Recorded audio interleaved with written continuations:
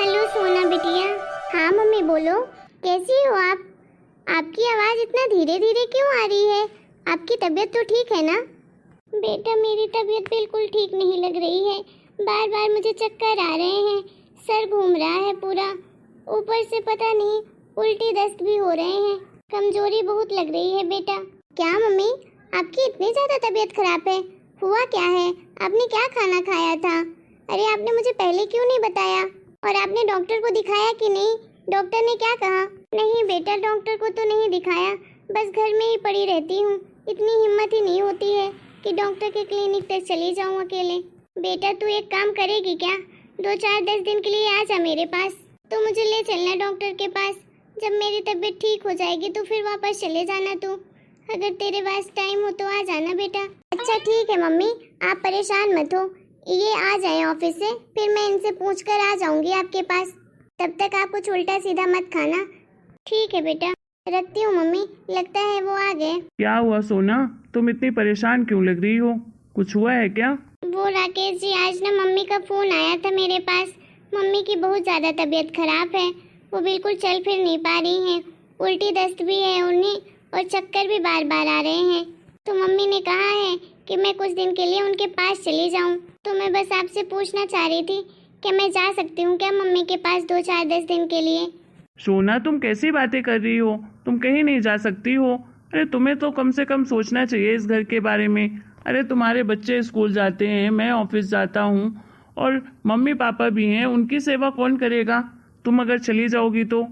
पर राकेश जी, मैं तो सिर्फ 2-4-10 दिन के लिए ही जा रही थी ना। अब आप ही बताइए, मम्मी कितनी ज़्यादा तबीयत खराब है, उनकी सेवा कौन करे? वो बेचारी इतने बड़े घर में अकेले रहती हैं, मुझे तो जाना पड़ेगा ना। आखिर मैं उनकी बेटी हूँ, मुझे तो ख्याल रखना पड़ेगा अपनी माँ का। देखो सोना, तुम नहीं जा सकती हो, समझ आए तुम्हें? और तुम्हारी बड़ी बहन भी तो है, वो भी तो उनकी ही बेटी है, उसका भी तो कुछ फर्ज बनता है। वो क्यों नहीं जा रही है मायके अपने माँ की सेवा करने के लिए? तुम्हारे मायके का हिस्सा तो वो भी बराबर लेगी।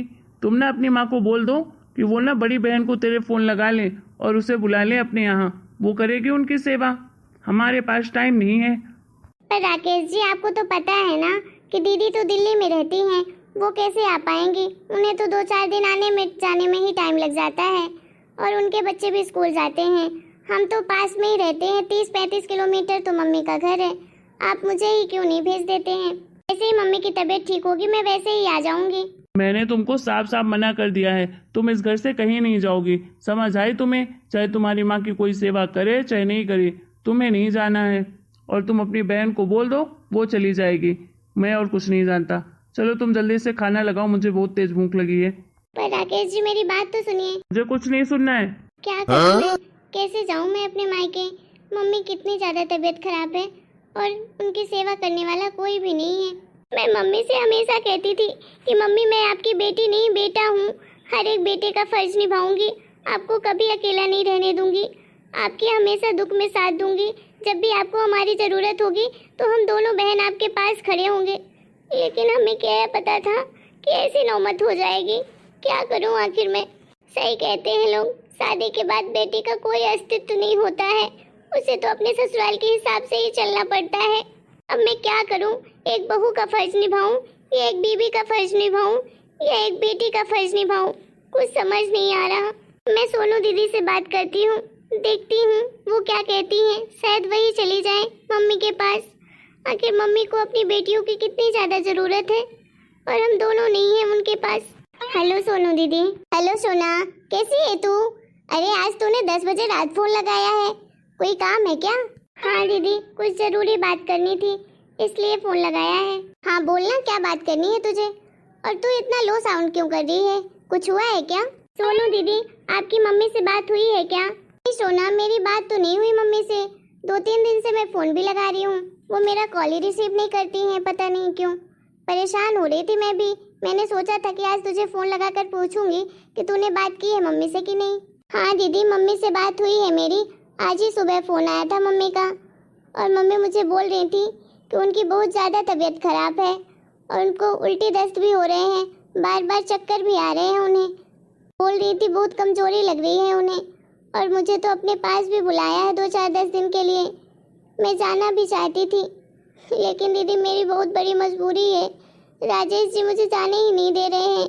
क्या करूं मैं तो जाना चाहती हूँ, लेकिन राकेश जी ने मुझे साफ साफ मना कर दिया जाने के लिए। अब आप ही बताइए क्या करूं मैं। हाँ, मम्मी की इतनी ज़्यादा तबीयत खराब है और मम्मी ने मुझे बताया ही नहीं। अरे फ़ोन करके बताना तो चाहिए था मम्मी को मुझे। अरे क्या मैं दूर रहती हूँ तो इतनी पढ़ाई हो गई कि मम्मी अपना हालचाल भी नहीं बताती हैं, और मैं फ़ोन लगाती हूँ तो वो फ़ोन भी रिसीव नहीं करती। नहीं दीदी, ऐसी बात नहीं है।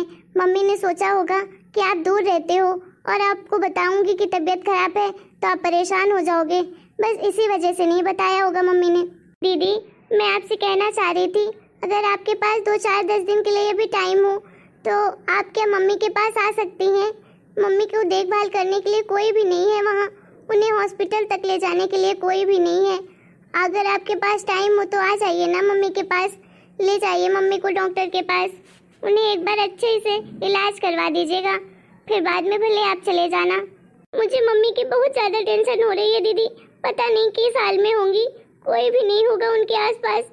अरे इधर मैं अपने ससुराल को संभालूं कि उधर मायके साइड जाऊं, कुछ समझ नहीं आ रहा है दीदी, आप ही बताओ मैं क्या करूं। अरे छोटे तू रोना बंद कर और तू चुप हो जा, तू टेंशन मत ले, मैं चली जाऊंगी मम्मी के पास, मैं मम्मी का अच्छे से इलाज करवा दूंगी, मैं कल ही सुबह निकलती हूँ। थैंक यू दीदी, ठीक है आप अच्छे से जाइएगा।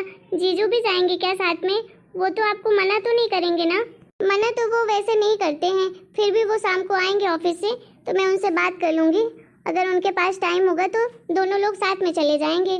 ठीक है दीदी, रखती हूँ, आप अपना भी ख्याल रखिएगा और मम्मी से बात कर लीजिएगा आप भी। ठीक है छोटी, तू अपना ख्याल रखना, मैं मम्मी से बात कर लूँगी, मम्मी की टेंशन मत लेना, मैं मम्मी का इलाज भी अच्छे से करवा दूँगी।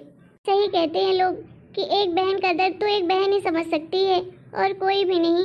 चलो जाती हूँ, राकेश जी के लिए खाना लगा देती हूँ, नहीं तो अभी फिर चिल्लाने लगेंगे। भाभी कैसी हो तुम? अरे जीजी आप कब आई? मुझे तो 4 दिन हो गए अपने ससुराल से आए हुए, छोटे वाले भाई के घर में थी, मुझे पता चला कि आपकी तबीयत खराब है तो सोचा आपको देख कर आ जाती हूँ। कैसी है आपकी तबीयत अब? अरे क्या बताऊँ दीदी, तबीयत तो मेरी बहुत ज़्यादा खराब है। क्यों, डॉक्टर को नहीं दिखाया क्या तुमने? अरे भाभी डॉक्टर को तो दिखा लेती, तब तो ठीक होगी, अब क्या घर में लेटे लेटे ठीक हो जाओगे तुम?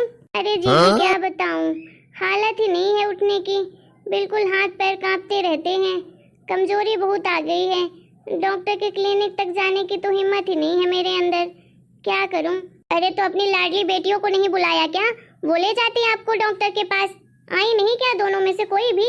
अरे छोटी वाली को फोन लगाया था मैंने, बोल रही थी आने का, लेकिन आई नहीं है, और बड़ी वाली को फोन ही नहीं लगाया मैंने सोचा वो दूर रहती है बेचारी, तो उसे पता चलेगा मेरी तबीयत के बारे में तो परेशान हो जाएगी खामखा, इसलिए मैंने उसे बताया ही नहीं। क्यों नहीं बताया आपने? अरे आपको तो दोनों बेटियों को बताना चाहिए और बुलाना भी चाहिए, आखिर वही दोनों तो हैं जो आपकी सेवा करेंगी। क्यों, आपकी जमीन का हिस्सा तो वो दोनों बराबर लेंगी, और देखो तो सही, माँ बेचारी यहाँ अकेली बीमार पड़ी है और दोनों को कोई टेंशन ही नहीं है, अभी तक नहीं आई। अरे 4-5 दिन से आपकी तबीयत खराब है, अरे उन्हें तो आना चाहिए था। क्या उन्हें बस आपके पैसों से मतलब है क्या? उसके अलावा उनका कोई फर्ज नहीं बनता क्या आपके लिए? देखो भाभी, मैंने तो आपको पहले ही समझाया था, भले बेटियों को कितना भी पढ़ा लिखा लो, कितना भी काबिल बना लो, लेकिन बेटियां काम कभी भी नहीं आती हैं मायके वालों के, माँ बाप की सेवा तो सिर्फ बेटे ही कर सकते हैं, और आपके तो भगवान ने बेटा ही पैदा नहीं किया। और चढ़ाइए ना अपनी बेटियों को अपने सर पर, पछताना तो आपको ही पड़ेगा ना। मैंने तो आपको पहले ही समझाया था कि आप छोटे भाई के छोटे बेटे को गोद ले लीजिए, उसे ही अपना बेटा बना लीजिए, अपने जमीन के सारा हिस्सा और पैसे जेवर जेवरात जो भी कुछ था आपके पास सब कुछ आप अपने बेटे को दे देती, और बेटे ही माँ की सेवा करते, वो भी आपकी सेवा करता। आपने तो मेरी बात ही नहीं मानी, और आपने तो ठान लिया था कि मैं तो अपना सब कुछ अपनी बेटियों को दूंगी, वही मेरी सेवा करेंगी। अब देखिए, कोई आया क्या आपकी सेवा करने के लिए? अरे बुरे वक्त में कोई काम नहीं आता है, बेटे तो बेटे होते हैं। अरे ऐसी बात नहीं है, अरे मेरी बेटियों का भी ससुराल है, वहाँ भी उसके ससुराल वाले सास ससुर हैं, बच्चे हैं, उनका भी तो देखना पड़ता है, बेचारी को टाइम मिलेगा तो जरूर आ जाएगी मेरे पास। अरे ये सब बातें तो कहने की हैं, अरे अगर हिस्सा लेने की बात आई ना तो तुरंत दोनों चली आती, अरे आपको जलाती बाद में, पहले अपना बंटवारा करती दोनों। मम्मी कैसी हो आप? अरे सोनू बेटा आ गई तू, अब मैं बिल्कुल ठीक हो जाऊंगी, मैंने अपनी बेटी को देख लिया है तो। अरे मम्मी आप रोना बंद करो, मैं आ गई हूँ ना, अब आप बिल्कुल ठीक हो जाओगे। क्या हो गया था मम्मी आपको? आपने मुझे फोन करके बताया क्यों नहीं कि आपकी इतनी ज्यादा तबीयत खराब है? मैं आपसे ना बहुत ज्यादा गुस्सा हूँ, लेकिन अभी गुस्सा नहीं करूंगी क्योंकि अभी आपको डॉक्टर के पास लेकर जाना है और आपकी तबीयत भी ठीक करनी है। उसके बाद गुस्सा करूंगी आप पर खूब सारा। अरे बेटा, मैंने बताया नहीं कि तू खामखा परेशान हो जाएगी। अरे मम्मी, परेशान होने वाली कौन सी बात है? जब मेरी तबीयत खराब होती है तो सबसे पहले मैं आपको ही फोन लगाती हूँ ना। फिर आपकी तबीयत खराब होगी तो मैं परेशान कैसे हो जाऊंगी? मैं आपके पास आऊंगी ना आपकी देखभाल करने के लिए। आखिर मैं आपकी बेटी हूँ और मेरा जो फर्ज है वो तो मुझे निभाने दो। आप टेंशन मत लो मम्मी, आप बिल्कुल ठीक हो जाओगी। अच्छा हुआ कि छोटी ने मुझे फोन करके बता दिया कि आपकी तबीयत खराब है और मैं चली आई। छोटी भी आने वाली थी, मैंने बोला तू मत जा भी, अभी मैं चली जाती हूँ, फिर बाद में तू चले जाना। अच्छा किया बेटा जो तू आ गई। अरे बुआ जी, आप कब आई? मैं तो बहुत पहले आ गई थी, मैं थोड़ी ना दिल्ली मुंबई रहती हूँ। और बिटिया, तुम लोगों को शर्म नहीं है क्या? माँ बेचारी यहाँ बीमार पड़ी है 4 दिन से और तुम लोग मजे कर रहे हो। अरे माँ का ख्याल रखना चाहिए ना तुम लोगों को। कैसी बेटियाँ हूँ? पहले तो बड़ा बोलती थी कि मैं तो मम्मी की बेटी नहीं बेटा हूँ, मैं बेटे के सारे फर्ज निभाऊंगी। फिर अब क्या हो गया? माँ तो बेचारी यहाँ पड़ी है बेराम, उसको तो कोई डॉक्टर के पास भी ले जाने वाला नहीं है। और एक कहाँ गई सोना बिटिया जो बोलती थी मैं बेटा हूँ, वो तो आई भी नहीं माँ को देखने के लिए। देखो, कहना तो बहुत आसान होता है कि हम माँ बाप की सेवा बहुत करेंगे, लेकिन करना बहुत ही मुश्किल होता है। बेटा तो आखिर बेटा ही होता है, माँ बाप की सेवा तो सिर्फ बेटा ही करता है। ऐसा क्या बुआ जी? मुझे तो पता ही नहीं था कि माँ बाप की सेवा सिर्फ बेटा ही कर सकता है। क्यों, बेटी नहीं करती है क्या? आप देखना मुझे, मैं अपनी माँ की कैसे सेवा करती हूँ। वो तो मैंने देख ही लिया कितना सेवा कर रही हो अपनी माँ की। 4 दिन से तबीयत खराब है बेचारी की, कोई देखने तक नहीं आया। और अभी मर जाती ना तो वहाँ दौड़ी दौड़ी दोनों चली आती हिस्सा बंटवाने के लिए कि आधा मेरा है, ये मैं लूंगी, वो मैं लूंगी। सारे पैसे, सारे जेवर, सब कुछ लेने के लिए तो तुरंत चली आती। उधर माँ की लाश पड़ी होती, बाद में जलाती, पहले बंटवारा करती तुम दोनों। ये कैसी बातें कर रही हैं बुआ जी? आप मुझसे बड़ी हैं, इसका मतलब ये तो नहीं कि आप कुछ भी बोलेंगी। कहाँ लिखा है ऐसा कि माँ बाप की सेवा सिर्फ बेटे ही कर सकते हैं, बेटियां नहीं कर सकती हैं? देखिए बुआ जी, माँ बाप की सेवा ना बेटे भी करते हैं और बेटियां भी करती हैं, समझ आई आपको? अरे हमारे बस में नहीं है कि हम अपनी माँ को अपने यहाँ ले जाएं, क्योंकि हम जानते हैं कि हमारी माँ को अच्छा नहीं लगेगा बेटी के ससुराल में रहना, इसलिए हम उन्हें लेकर नहीं जाते हैं। और अगर माँ मुझे बताएंगी नहीं तो मुझे कैसे पता चलेगा कि उनकी तबीयत खराब है? और जब मुझे पता चला तो तुरंत आ गई मैं माँ के पास। और छोटी तो आना ही चाह रही थी, बेचारी के पास कुछ काम था अर्जेंट, तो बोली दीदी आप चले जाइए, जब मुझे टाइम मिलेगा तो मैं चली आऊंगी। और बुआ जी आप बताइए, आपकी कितनी सेवा होती है? आपके बेटे बहू अच्छे से सेवा करते हैं ना आपकी? मैंने तो सुना है कि एक बार तो आपको मारकर घर से बाहर भी निकाल दिया था आपके बेटे ने, फिर क्या हुआ? अरे वो तो उसका दिमाग खराब हो गया था, इसलिए किया था ऐसा।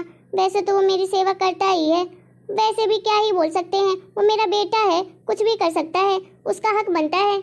अच्छा बुआ जी, आपका बेटा है इसलिए उसका हक बनता है कि आपको चाहे वो मारे पीटे कुछ भी करे, लेकिन आपका वो आदर्श बेटा ही कहलाएगा ना। बेटी चाहे जितना भी अपने माँ बाप की सेवा कर ले, लेकिन लोग तो यही बोलेंगे, अरे वो तो सिर्फ जायदाद के लिए कर रही है, पैसे के लिए कर रही है। अरे बुआ जी, सब बेटियां चाहती हैं कि अपने माँ बाप की अच्छे से सेवा करें, लेकिन बेटियों के पास मजबूरियां होती हैं, उन्हें सबकी सुननी पड़ती है। अरे बेटी की अगर शादी हो जाती है ना तो उनके ससुराल वालों की सुननी पड़ती है, सास ससुर की सुननी पड़ती है, पति की सुननी पड़ती है, सबका सुनना पड़ता है। फिर भी वो अपने फर्ज को भूलती नहीं है, कुछ भी करके वो दोनों फर्ज निभाती है, मायके के भी और ससुराल के भी। देखिए बुआ जी, जिस तरह ना माँ बाप बेटी और बेटी में कोई फर्क नहीं करते ना, दोनों के लिए बराबर का फर्ज निभाते हैं ना, उसी तरह बेटे और बेटी दोनों ही अपने माँ बाप की सेवा करना चाहते हैं, अपना फर्ज निभाना चाहते हैं। खैर आप छोड़िए, आप नहीं समझेंगे। मम्मी आप बताओ, आपने कुछ खाना खाया है क्या? मैं आपके लिए कुछ बना कर लाती हूँ। ठीक है बेटा, दलिया बना देना मेरे लिए। ठीक है मम्मी, मैं अभी बना कर लाती हूँ। देखो जीजी, मुझे ना अपनी दोनों बेटियों पर खूब गर्व है, मुझे कोई गम नहीं है कि मेरे पास बेटा नहीं है। अरे मेरी बेटियां ही मेरे लिए काफी हैं, वो अपना फर्ज बहुत अच्छे से निभाती हैं। ठीक है, अब तो आपकी बेटी भी आ गई है, मैं जा रही हूँ। हेलो दोस्तों, आप लोगों को हमारा ये वीडियो कैसा लगा? अगर आपको हमारा ये वीडियो पसंद आया है तो प्लीज वीडियो को लाइक करें, शेयर करें, कमेंट करें और हमारे चैनल को सब्सक्राइब भी करें।